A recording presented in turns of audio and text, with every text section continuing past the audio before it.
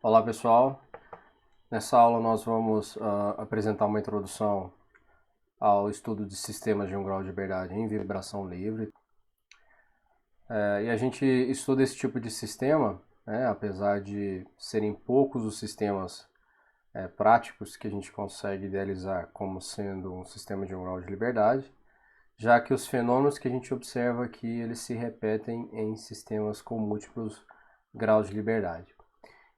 E além disso, a maioria dos métodos de estimação de parâmetros modais são baseados nos conceitos de sistemas de um grau de liberdade.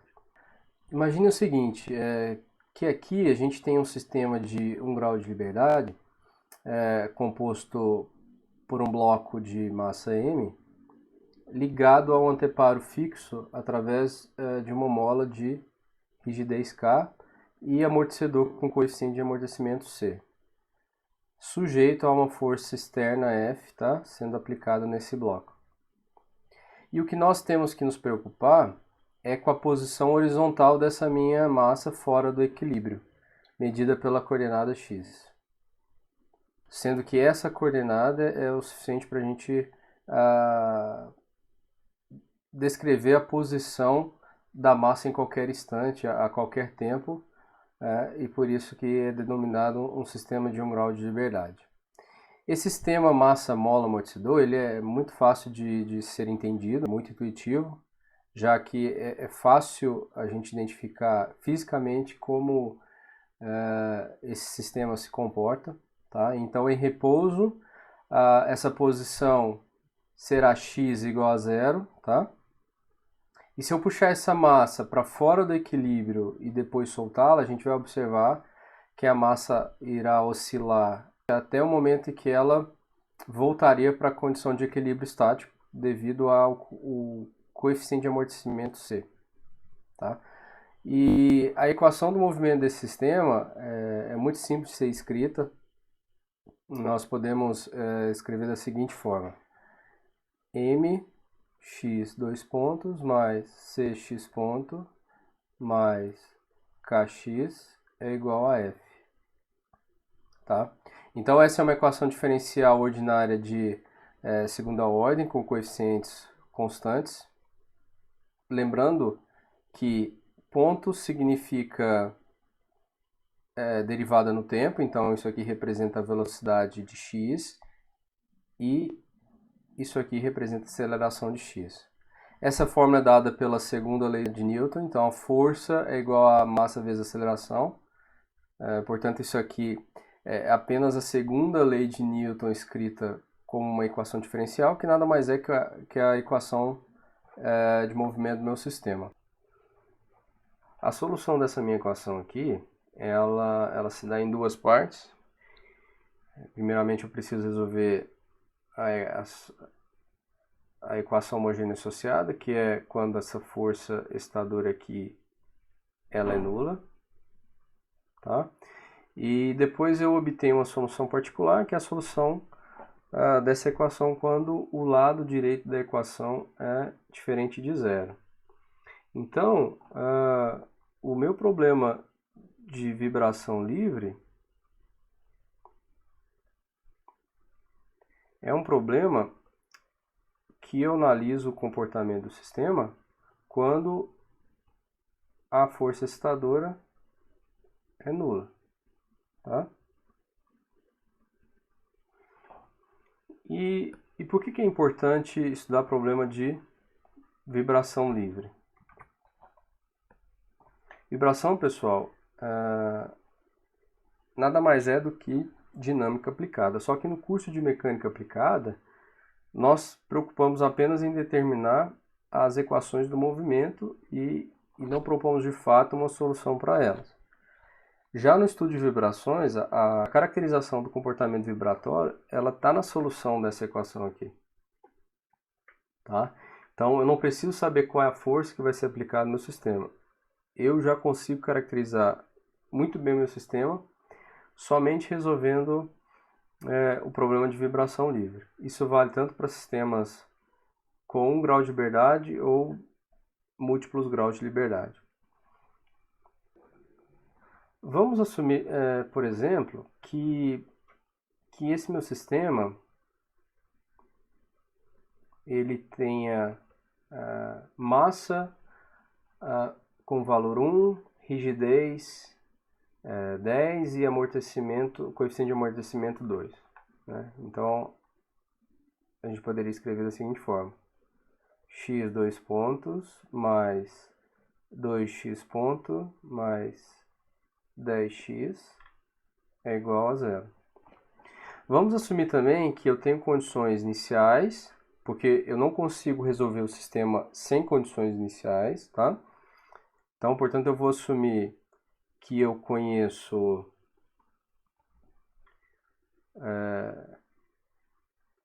o x no instante 0 e o x ponto, né? Uma velocidade também no instante 0. Aqui a minha posição seria 2 e velocidade menos 5, tá bom? Então, isso aqui seriam minhas condições iniciais.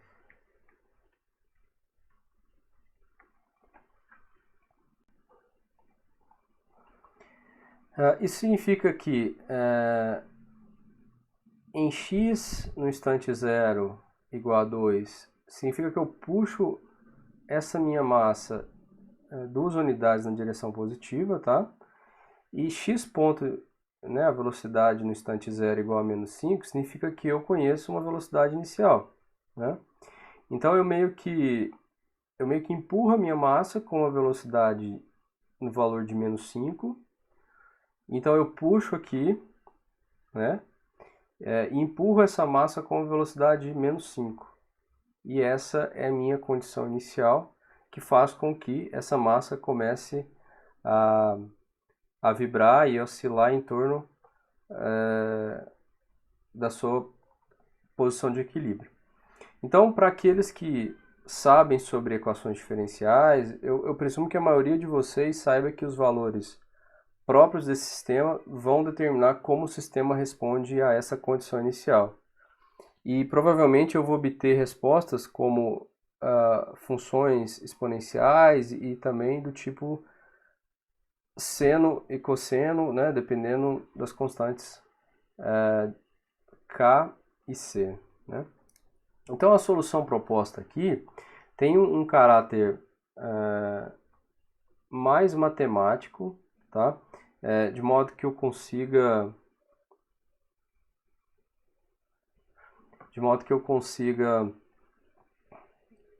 aplicá-la em diversos sistemas, desde os mais simples como até os mais elaborados, né, mais complexos. E apesar das soluções do tipo seno e cosseno serem mais fáceis de serem interpretadas fisicamente, elas são mais limitadas em termos de sua aplicação. Então aqui eu vou propor uma solução do tipo x igual a vezes z elevado a st. Tá? E se eu derivar essa expressão uma vez em relação ao tempo, eu obtenho a expressão da velocidade, que é a vezes s vezes z elevado a st. E se eu derivar mais uma vez no tempo, eu obtenho a expressão da aceleração, que é a vezes s ao quadrado vezes z elevado a st. Tá? Lembrando que aqui tanto a quanto s são escalares complexos.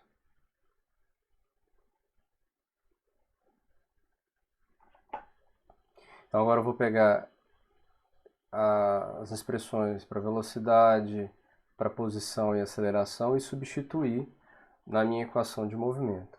Tá? Então, substituindo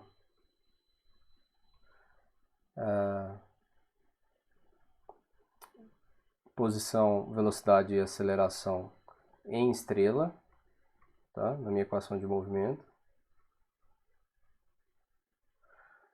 Eu obtenho o seguinte produto triplo, né? Que vai ser A vezes E elevado a ST, que multiplica ms ao quadrado mais cs mais k igual a zero. Bom, então agora que eu tenho um produto triplo, né, então eu tenho três alternativas para que essa equação aqui ela se anule. Então, olhando para o primeiro termo, o termo A, se A for igual a zero, isso quer dizer que se eu olhar a solução proposta, se A for zero, isso implica que o meu sistema, que x é zero para todo instante de tempo, né? Então, isso quer dizer que não há movimento do meu sistema. O sistema está parado.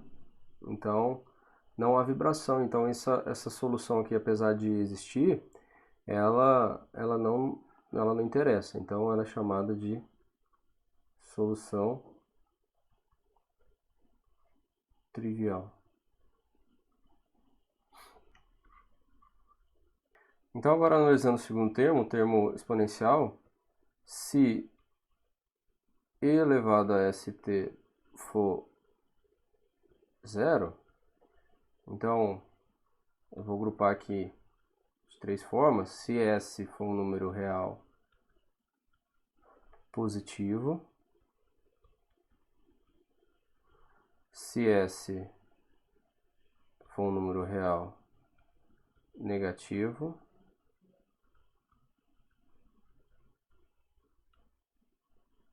e se s é um número complexo. Tá? Bom, então a primeira condição, quando s é um número real positivo, eu vou ter uma exponencial analisando para todo instante de tempo, quando eu vou variando o valor de t, eu vou ter uma exponencial positiva, tá?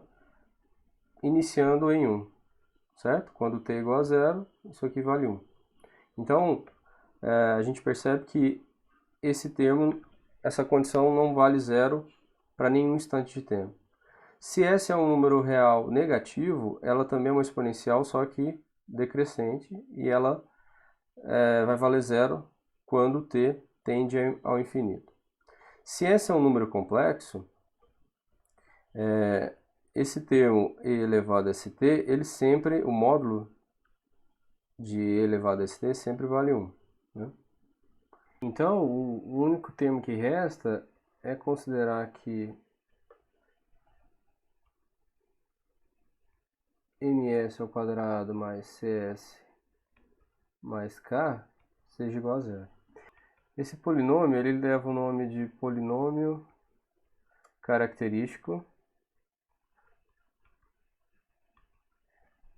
Ele tem esse nome porque eu consigo obter todas as características do meu sistema através dele. Esse é um polinômio de segundo grau, então eu consigo obter duas raízes.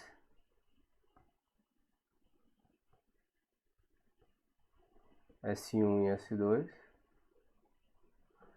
Tá?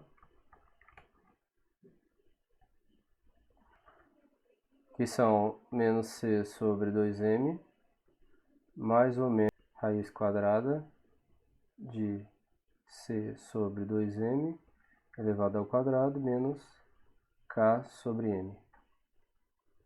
Então, para entender como o meu sistema vibra quando sujeito às condições iniciais, conforme eu comentei, eu preciso analisar o termo que encontra-se aqui dentro dessa raiz, né? Se ele vai ser um número positivo, se ele vai ser nulo ou se ele vai ser negativo. Se ele for um número positivo, quer dizer que eu vou ter duas raízes distintas e reais, certo? Se esse termo é zero, eu vou ter duas raízes iguais a menos c sobre 2m.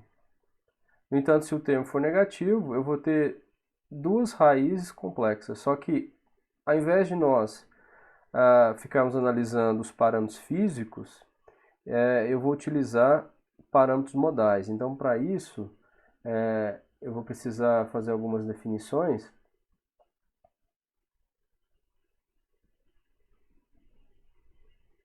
Que são frequência natural,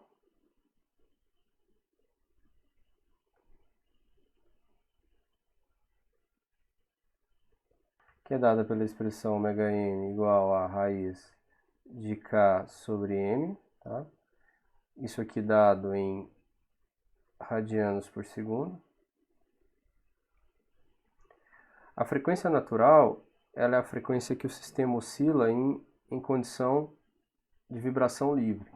Ela é uma frequência natural não amortecida, tá? Então, convencionalmente a gente fala apenas frequência natural, tá? Então a equação de movimento do meu sistema, quando eu não tenho amortecimento, eu preciso desconsiderar a parcela do coeficiente de amortecimento e ficaria só mx dois pontos mais kx igual a zero. Eu comentei que soluções do tipo seno e cosseno são mais fáceis de visualizar e entender fisicamente como o meu sistema se comporta. Então, adotando aqui apenas para explicar como eu chego nessa expressão, se eu propor uma solução do tipo seno e cosseno, né? Então, vamos propor uma solução do tipo x, tá? Uma constante x, que multiplica cosseno de ωt, tá? Ômega sendo uma constante, tá? E isso aqui varia de acordo com o tempo, tá? Então, se eu pegar esse termo e derivar uma vez no tempo, eu obtenho a expressão da velocidade, tá? Que vai ser menos ωx seno de ωt, tá? E se eu derivar mais uma vez no tempo, eu obtenho a expressão da aceleração, que é menos ômega ao quadrado, que multiplica x vezes cosseno de ωt. Então, se a gente pegar a posição e a expressão da aceleração e substituir nessa equação de movimento, eu vou obter novamente um produto triplo, né? Ômega ao quadrado vezes m mais k, que multiplica x vezes cosseno de ωt, tá? Isso aqui igual a zero. Então, para satisfazer essa equação, então para que essa equação aqui se anule, eu tenho novamente três alternativas. Então, olhando para esse termo aqui, se x for igual a zero, né? Se eu olhar para a minha solução proposta, se x for zero, a posição, o meu sistema vai estar parado. Então, essa solução aqui, essa condição aqui não interessa, tá? Então, se eu olhar para o segundo termo, cosseno de ωt, eu vou ter alguns instantes de tempo que esse termo vai ser zero, mas não para todo instante de tempo. Então, essa condição aqui também não interessa. Então, a única que resta é a condição de menos ômega ao quadrado vezes m mais k ser igual a zero.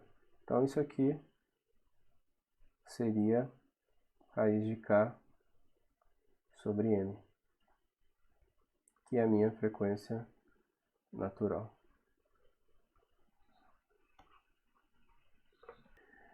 A minha segunda definição é a definição de coeficiente de amortecimento crítico.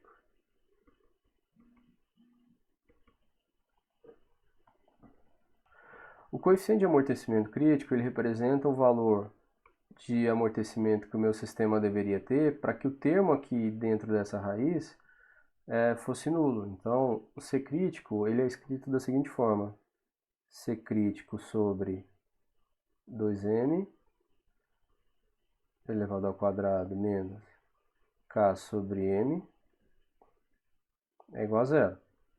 Então, eu encontro que o C crítico é igual a 2 vezes raiz de K vezes M, tá? Ou também 2m ômega n.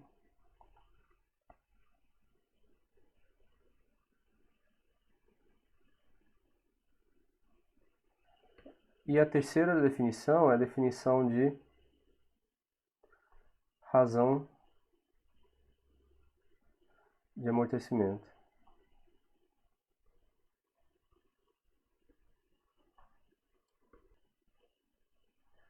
que é dado por zeta igual a C sobre C crítico, tá? Então, C é o coeficiente de amortecimento do meu sistema e C crítico é o valor que o meu sistema, é o valor de amortecimento que o meu sistema deveria ter para que o termo aqui dentro dessa raiz fosse nulo. Então, substituindo o valor aqui de C sobre C crítico, ficaria C sobre 2m ômega n. Então veja que a minha equação de movimento ela é escrita em função de parâmetros físicos, m, c e k. Tá? Então esse aqui é a minha equação de movimento escrita através dos parâmetros físicos do meu sistema, que é m, c e k. No entanto, eu posso ter diferentes valores de diferentes combinações de M, C e K para que eu consiga obter as características do meu sistema. Então seria conveniente mostrar, e a gente vai ver na próxima aula, que reescrevendo essa equação de movimento em função dos parâmetros modais, eu consigo analisar melhor o comportamento do meu sistema utilizando zeta, usando frequência natural e zeta, que é a razão de amortecimento. Então, reescrevendo a minha equação de movimento em função dos parâmetros modais,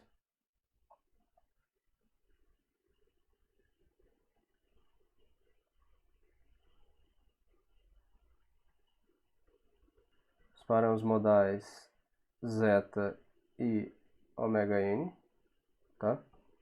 Então, se eu dividir a minha equação de movimento em função dos parâmetros físicos por m, né? Se eu dividir toda essa equação aqui por m, eu vou ter o seguinte: x dois pontos,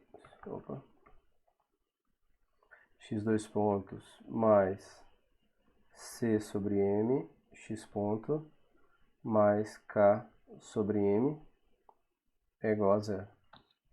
Tá? Então veja que se eu olhar para as expressões, para as definições que a gente fez anteriormente, eu tenho que o c sobre m, né? Se eu olhar aqui c sobre m, ele vai ser 2 vezes zeta ômega n. Então, essa expressão aqui, ó, ela pode ser escrita em função dos parâmetros modais como sendo 2 zeta ômega n. Tá? Então, eu passo a utilizar parâmetros modais ao invés de m, c e k.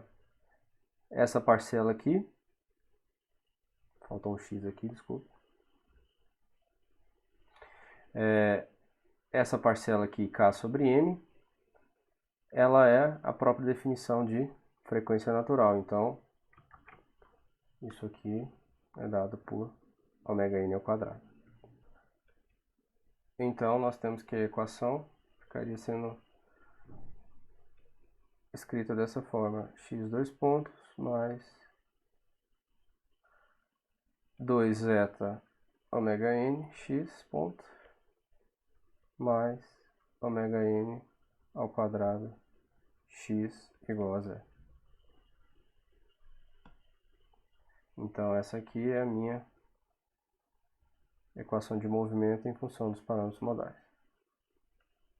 Então essa aula foi apenas uma introdução. Na próxima a gente continua analisando as raízes do polinômio característico, só que em função dos parâmetros modais, tá? Então se vocês estudarem e entenderem esses conceitos que foram apresentados aqui, vocês serão capazes de entender como que o sistema ele vai se comportar analisando a partir dos parâmetros modais, ao invés da gente trabalhar com os parâmetros físicos.